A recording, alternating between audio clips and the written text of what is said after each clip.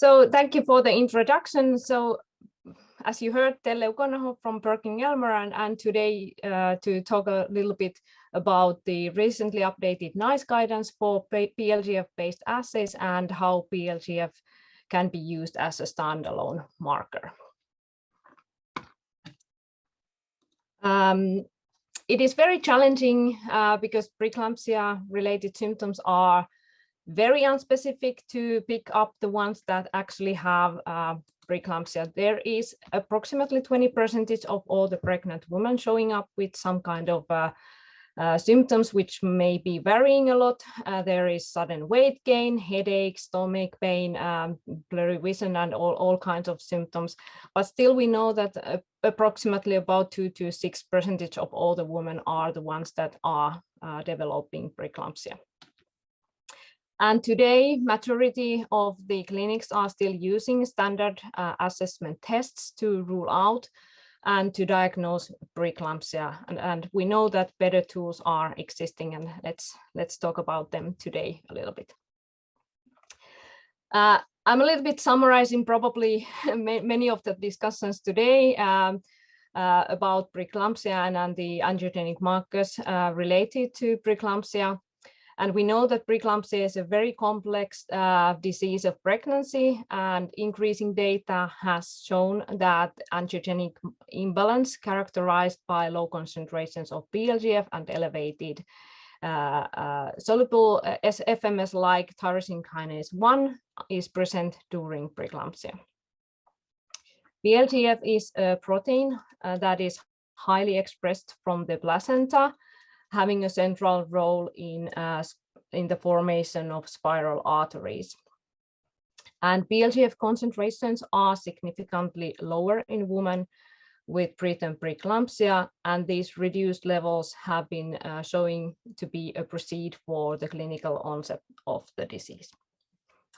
The clinical utility of maternal serum PlGF has been extensively studied at early gestational weeks, and utilizing PlGF as a part of a validated multi-marker prediction model by FMF for detection of preterm preeclampsia has shown to perform significantly better to first trimester prediction models by NICE and ACOG.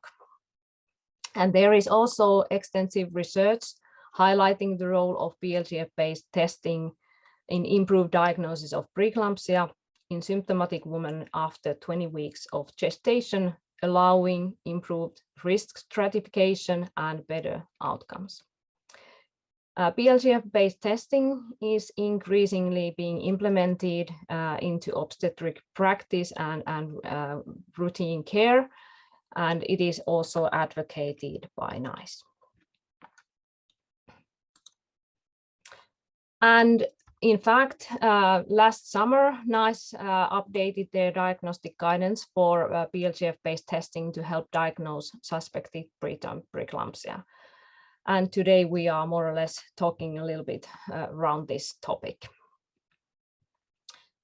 As we concluded, PlGF and SFIT levels are both predictive and diagnostic for preeclampsia, and the objectives of the NICE guidance update was to evaluate whether PlGF-based testing, in addition to the standard clinical assessment, is enhancing the clinical care.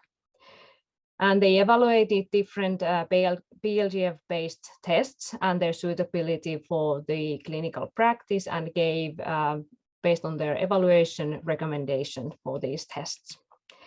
And the factors that they were evaluating were test accuracy, clinical effectiveness, and cost effectiveness.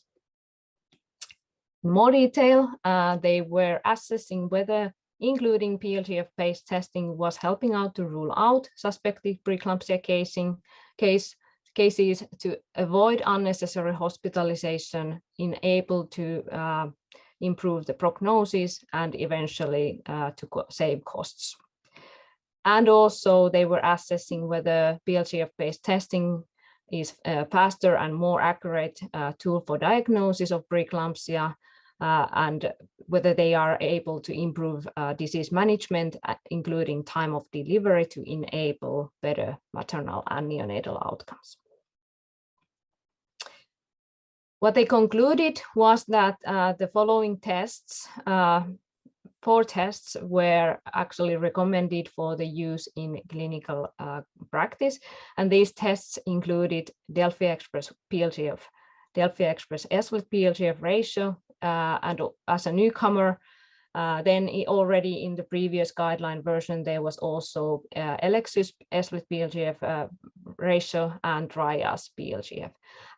As you can see, these tests, they are both either PlGF as a standalone marker or S with PlGF as a ratio that are included in the guidance, and all of these were assessed whether they were cost efficient and enhancing the clinical care.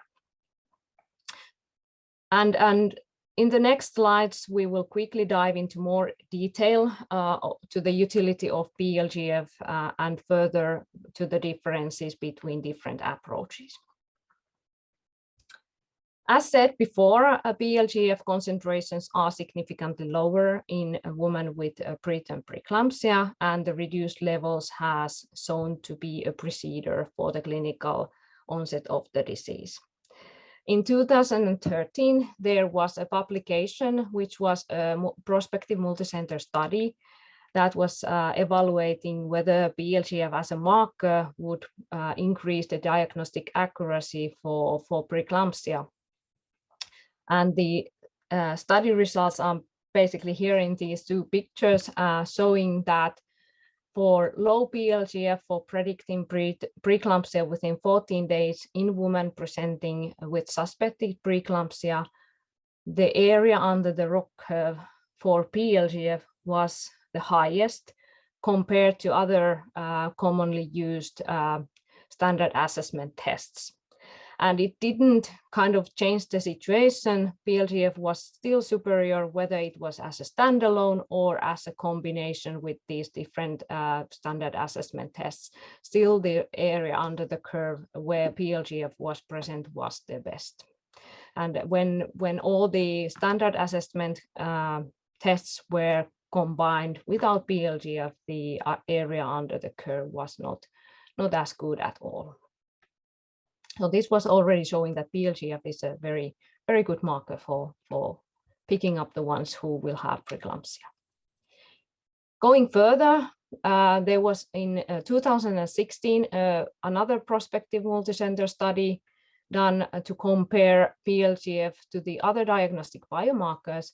And also here in this study, they were able to show that in women presenting at less than 35 weeks of gestation, the best performing combination of PlGF, which included PlGF, podocalyxin, endocrine, and procalcitonin, the area under the ROC curve was not statistically better than with PlGF alone.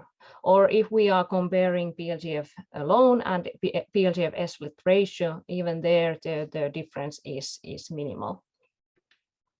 Again, showing PlGF is a very valuable marker.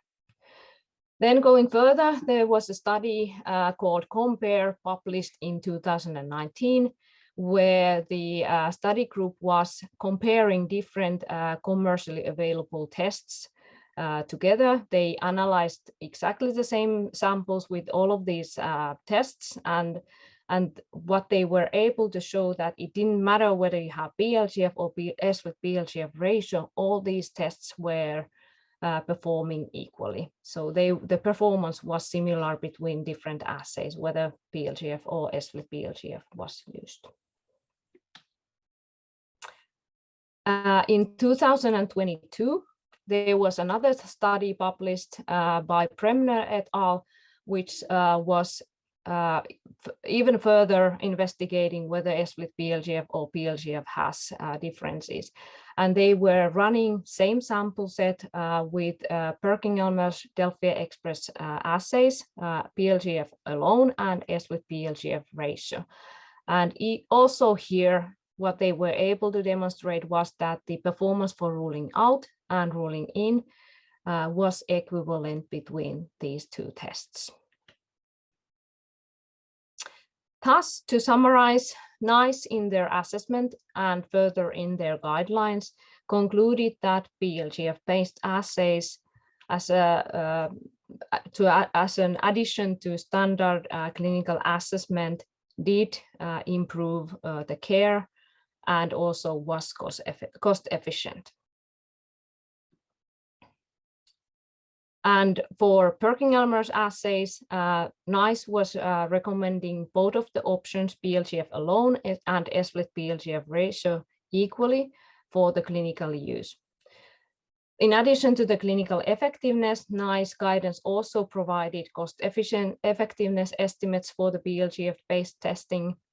And for PerkinElmer's assay, when compared to standard assessment, they concluded that S-split PlGF ratio is cost-effective and can be recommended for its use in clinical practice. However, they also concluded that PlGF-based assay alone provides a competitive and affordable alternative with similar clinical accuracy than S-split PlGF ratio has. And the recommendation continued so that the solution is to be selected based upon locally available resources. So what can we conclude? We can conclude that Delphi Express PlGF as a one kit is enough for both first trimester preterm preeclampsia screening and to enable preterm preeclampsia prevention with aspirin. But it can also be used as a single marker for ruling out women who does not have preeclampsia and to help to diagnose the ones that do have preeclampsia. And it is really an affordable, easy, and cost-efficient solution for all of the preeclampsia care. Thank you.